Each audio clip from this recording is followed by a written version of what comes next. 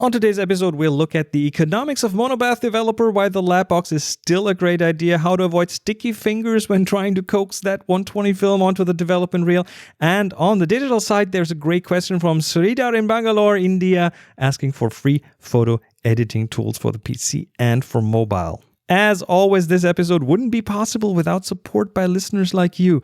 If you haven't looked into Patreon, it's a great way to help keep the lights on the top floor for as little as $1 per episode. And in return, you get early access to episodes and other perks like your name forever on the Patreon Wall of Fame. And of course, if you're already a patron, thank you so much for your continued support at tfttf.com/Patreon. This is Tips from the Top Floor, episode 773 for Thursday, April the 20th, 2017. Tips from the top floor, tips from the top, all right, from the top floor. So in the last episode, I've been quite critical of monobath developers. That's developers that have the developing component and the fixing component both in one liquid. And that has prompted some reaction, including Joe, who wanted to chime in. So let's hear what he said. Hey Chris, this is Joe from Maryland. I just listened to your podcast. We discussed the lab box and monobath developers. And as someone that's fairly new to developing film, I just wanted to give you a different opinion on both of those. First, with the monobath, I've developed probably less than a dozen rolls of film. Most of those have been in New 55's R3 monobath, and I've done Tri-X and Fuji Neopan Acros with that, and I've had great results with both. Last year, introduced my family to developing film with a bunch of box cameras, and using the monobath just made everything so much easier. It was only one bottle to bring to travel with, no mixing of chemicals, and that worked out great for everyone. All right, let me stop you here for a second and continue with the rest of this later. Okay, the monobath developers. I'm with you. Monobath developers are easy. They're convenient. They're simple. You need one bottle that has everything in it, and then you can use that. Depending on where you live, you have to account for getting rid of the stuff. You can't just put it in the sink anywhere in the world. There are different rules wherever you are. One of the reasons why you just can't put fixer, and that includes fixer, in the sink is because fixer washes out the undeveloped silver from the film. So you are creating a solution with silver, and that silver is antibacterial. And guess what the little things are that clean our water in the sewage treatment plants? That's bacteria. So they hate that. And at least here in Germany, you can't put this in a water. So you have to account for having some garbage container that you put that in to take the waste with you and dispose of it in the proper way. So that's one area that kind of starts breaking down the convenience just a little bit. But still, I mean, just one bottle, okay, that's fine. Makes it more enjoyable. And I'm also not doubting the good the good results you're getting with a monobath developer, especially on certain films, Fuji, the Neopan, the Tri-X. I don't doubt the great results at all. But there are a couple of things I still find problematic with monobath developers, and that's probably one of the reasons they haven't really caught on. The first is the economy of a monobath developer.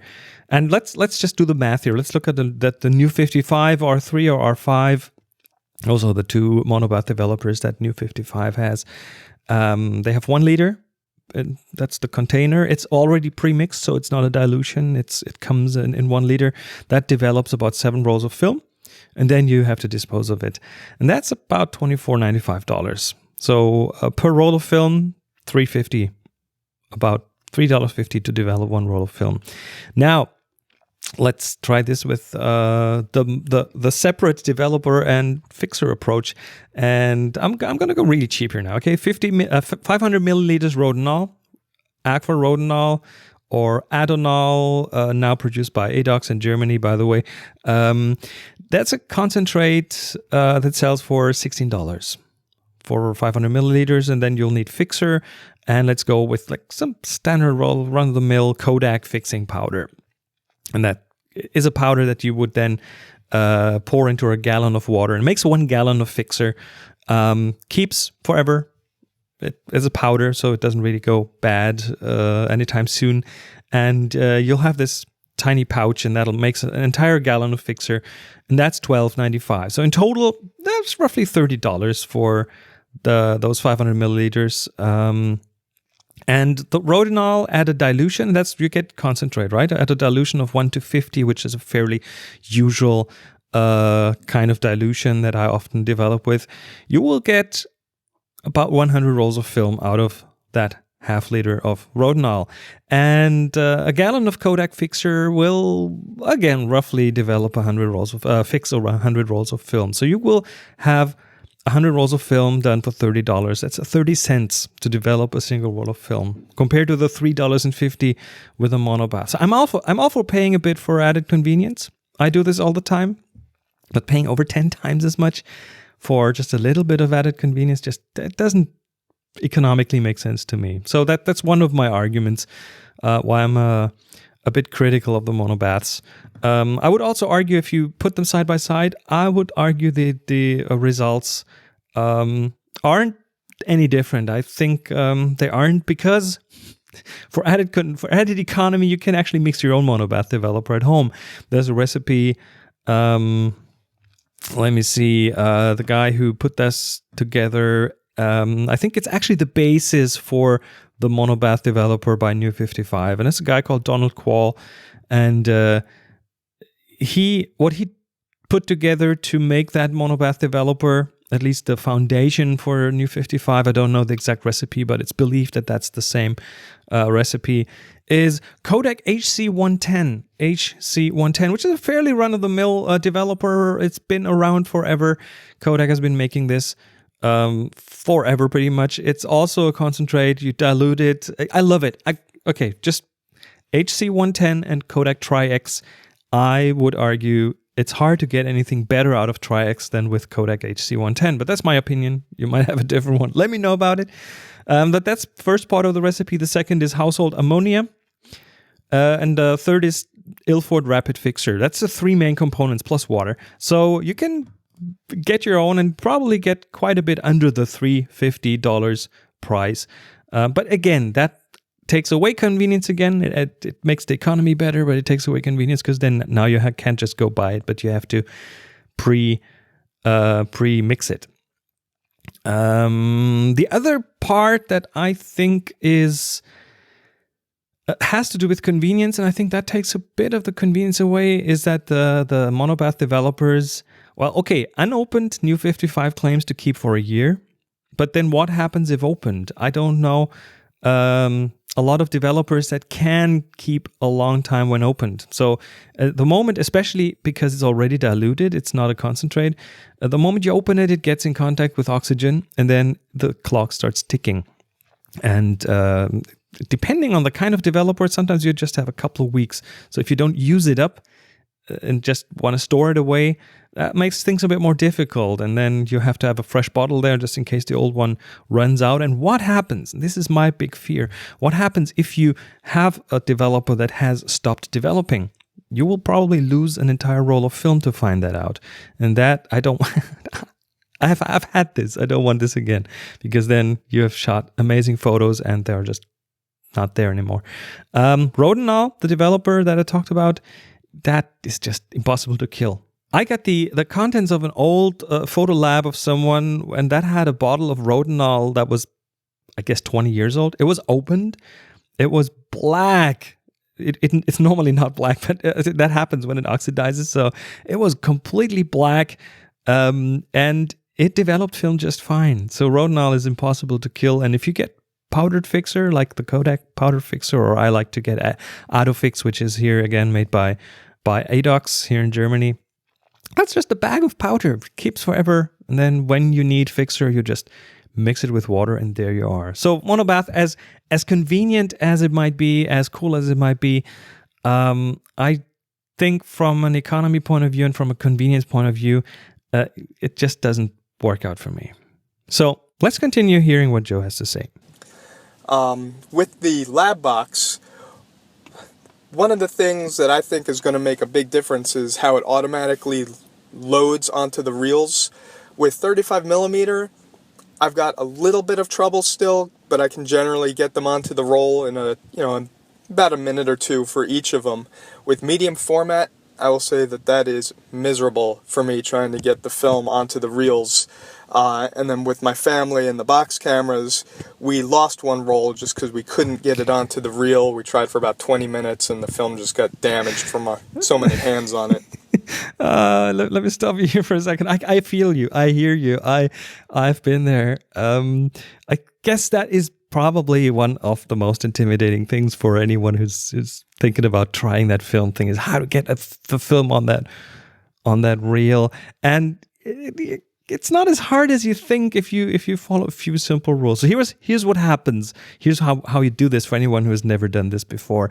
In film development, you have a reel, which is a spiral, plastic spiral. Usually there are different kind of systems, but that's the most common one. And in the dark, in the changing bag or in a dark room, you will push the film in from the outside onto that spiral. So it slides in, right? You have to find the entrance on the spiral and then align the film, all while not seeing it, just by touch. And then you push the film in, and it kind of spirals in. The reason it's a spiral is that, well, first of all, you can get it in, and the distance between different pieces of film, there is a distance so the developer can get in between them. That's why it's a spiral. And you push it in, you push, and then at the end with a 35mm roll, you just cut off the little film canister, the little metal canister.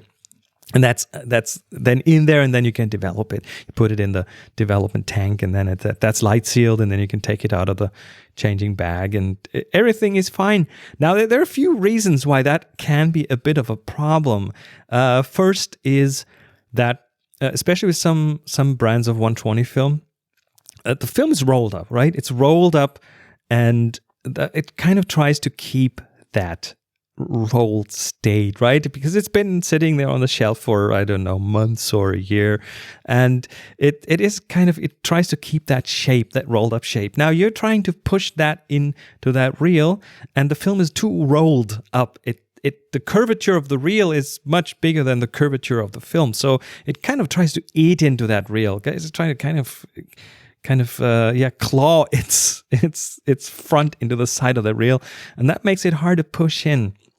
Now, one way to get around that is, and that's what I do in the changing bag, I take the film, if I open the film up, I roll the beginning of the film against its direction. And you can do this. It's no problem touching the film at that point, because that part doesn't have pictures on it, and even if it had, that's not a big issue, and unless you have really greasy fingers. But then you roll it against the direction, and it's like you're trying to. When was the last time you hung up a poster on the wall?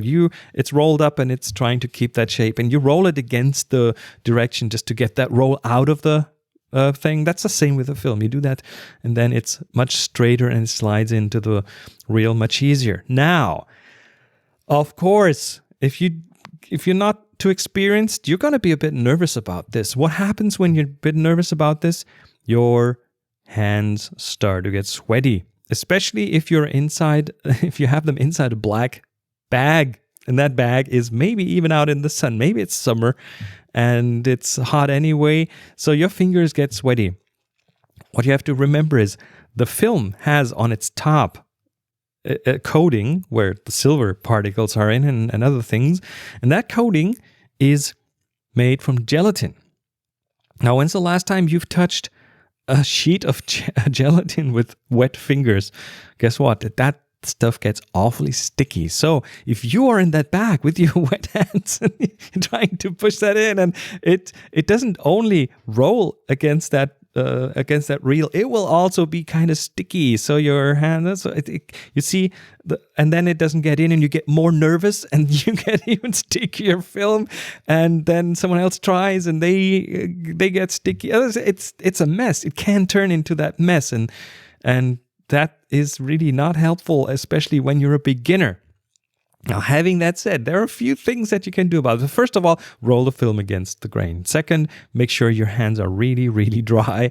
And third, and that's another thing that has happened here before, and that is, if you've used that reel, that plastic reel, the spiral, before, to develop film, and you're developing a second roll of film. And what do? You wash it, you dry it, and then you think it's dry, but it's not. It has tiny little drops of water in that spiral just hanging there, and you can try hard to get rid of that with a towel, something, paper towels and stuff, and it won't really do it because the tiniest drop of water in there will make the film sticky, make the gelatin sticky. So that's why you need either a second roll, a second reel to just use. You have a dry reel ready for the second film you want to develop, or have a hair dryer around. A hair dryer will do the job. Just dry the reel with a hair dryer for a minute, and then you are fine. So that's the two things that you can do to unstick that film. It's also advisable to use a piece of, I call this victim film.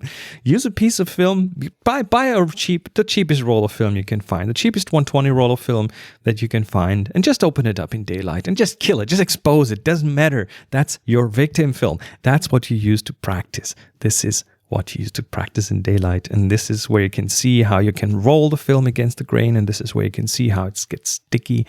And that's pretty much that's what we do when we do a film photography workshop here. The first thing in front of everyone is kind of open that roll of film and hand it around and let people see how the film actually feels and how it acts. So that's kind of the thing. And the thing is, once you've done this a few times, once you've got a bit of routine in that, you won't get your hands won't go sweaty anymore because you'll be cool about it. And that's a new skill that you learned. And that's something that then is not a problem at all. And it's fast and it's safe. And I've done it so many times now, even in the hottest summer.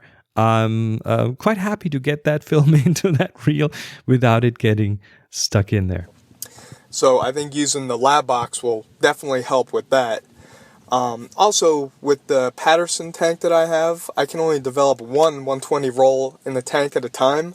So the lab box being limited to one roll doesn't really affect me with that. With 35mm, I can do 2 rolls at a time. So that, that is a little faster, but again, with the lab box just making everything easier for people that are new to film development like me, I think it would just make it more enjoyable. And that is exactly where we are on the same page. This is what I think the lab box is really great at. And the monobath developer as well is to take fear out of the process, to take convenience back into the process. But I believe everyone who is doing that and who will stick with it over time will sooner or later gravitate towards the slightly less convenient but much more economical process, because they will notice that it isn't really that much harder and it really has a few advantages. One thing you didn't mention as a negative for the lab box is that it does use a ton of extra developer. It seems like it's kind of wasteful. It uses 500 milliliters per roll rather than, at least for 35mm in the Patterson tank, it only uses 300. And then 600 milliliters for 2 rolls. So you're losing, 200 to 400, basically 200 milliliters per roll of developer. So I think there are definitely positives and negatives to that, but I think that overall the lab box is going to be something that people get a lot out of. Thanks. Bye. Thanks, Joe. That last thing, by the way, I looked on the Kickstarter page, and it's not quite as you think it is. So 500 milliliters, that's when you use the lab box with regular agitation, which is like once a minute. So you move the reel around once a minute and let it sit. And you need 500 milliliters to keep the entire reel submerged in developer or in monobath to make this work. So the top half isn't out of that liquid. But then there's also another method, and that's continuous agitation. And you can do this by just slowly turning that reel on the side, that little knob on the side, that orange one. And for that, you don't have to submerge the entire reel. And then they claim it only uses 270 milliliters. So I would think from an economy point of view, in this context, it's actually quite a bit better than some of the other development methods. So yeah, as I said, it has 2 different sides to them. And I'm not going to talk any more about the lab box until I have one in my hand and give it some real life tests. But Thank you so much for calling in and leaving your opinion on that. This is awesome. If anyone else wants to chime in, record your voicemail on your smartphone. Use your voice recording app of choice and then send it off to voice@tfttf.com.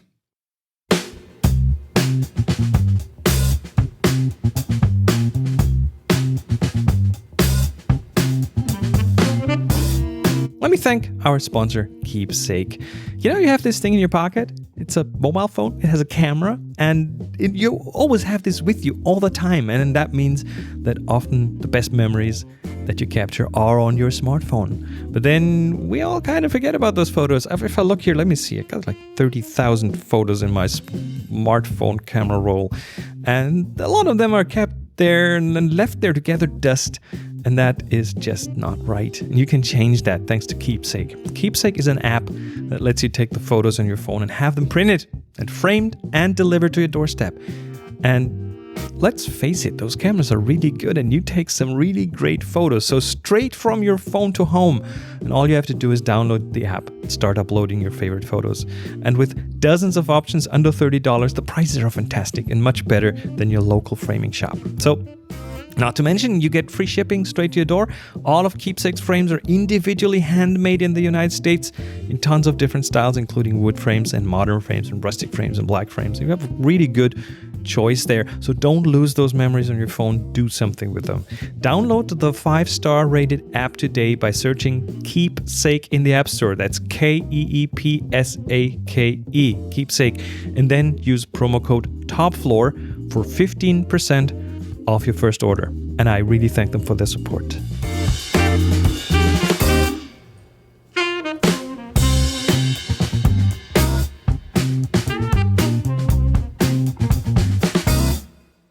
Hi Chris, this is Sridhar Pulikonda from Bangalore, India. I started kind of liking your show since I started listening to yours, and thanks for that. I have a quick question. I wanted to know what good free photo editing tools are available for both my PC as well as for my smartphones. I appreciate if you can respond to this. Thank you. Hey Sridhar, hello to Bangalore. Free editing tools. Well, let's try to define first what is editing, right? Is it just something like making the sky more blue or making someone's skin a bit smoother? Or are you looking for something that you can kind of integrate the management with the raw development, kind of more of a workflow-centered app? Let me point out a few things that I haven't tried all of them, but I've heard other people use them. The classic is GIMP. GIMP is open source. Runs on Windows, on the Mac, on Linux. It's pretty much a competitor to Photoshop. It does the same kind of general things, and there's a really adamant community behind it. People really love using it. So GIMP, the first thing. The second one, it's more on the filter side, but well, not entirely, and that's the NIK collection, NIK collection. That's a set of filters, but also tools where you can like individually change the brightness of the sky and stuff like that. It has like a whole bunch of different things, analog effects and color effects and silver effects to emulate black and white film, and Viveza, which allows you to like really change different properties of an image, HDR effects, and a few more. And that used to be sold, but Google bought NIK software several years ago, and the tools are now free.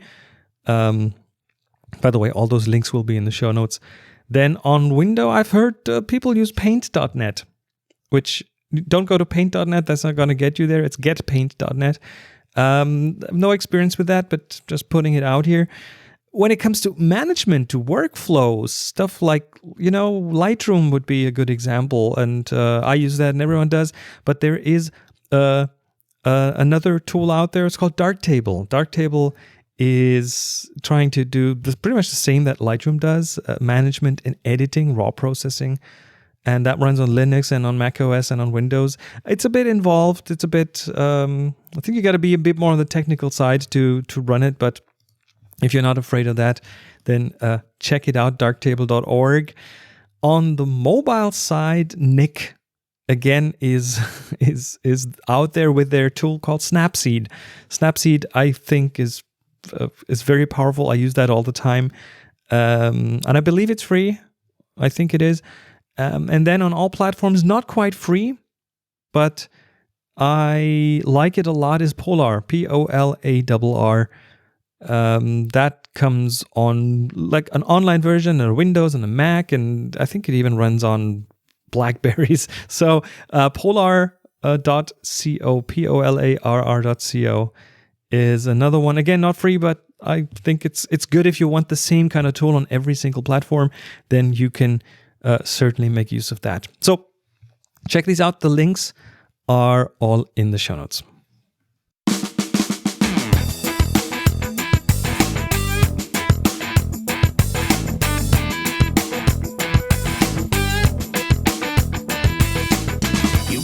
And that was it again for this episode of Tips on the Top Floor. Thank you so much for being subscribed. If you're not, you should, because then you automatically get this episode and all the future ones in your sleep. Just to wake up in the morning and find it on your smartphone. This episode is, of course, brought to you by sponsors and by the generous support of listeners like you. Thank you so much for your continued support on Patreon, tfttf.com/Patreon.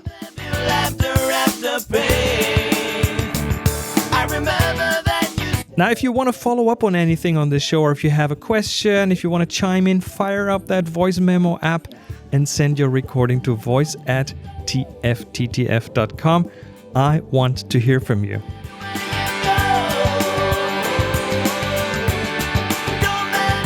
Music for the show by Jeff Smith, silent partner in Hans Peter Kagurud, publishing by Release Pixie, Matt Rester, Armstead, Slack Invitations, handled by our CIO, Russ.